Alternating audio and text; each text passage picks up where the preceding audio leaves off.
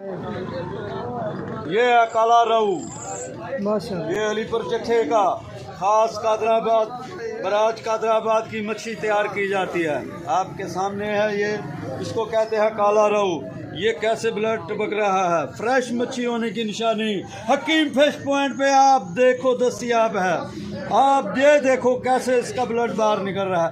یہ فریش مچھلی پائی جاتی ہے یہاں پہ، بخاری منڈی میں اسپیشل لائی جاتی ہے، بازو میں ساتھ میں ہے حکیم فش پوائنٹ پہ تازی مچھلی تیار کی جاتی ہے، ٹکا، گرل اور فرائی۔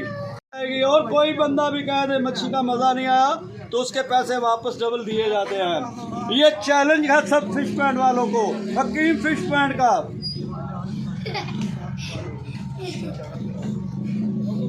یہ والی بھی گیڈ ہے، یہ اس کو بگ نہیں کہتے بھائی، یہ کہتے ہیں بگ سرمئی۔ یہ میٹھے پانی کی سرمئی ہے، ایک سمندر میں پائی جاتی ہے سرمئی، وہ ہے اس ٹائم تقریباً 3,500 روپے کلو۔ یہ پائی جاتی ہے 550 روپے کلو۔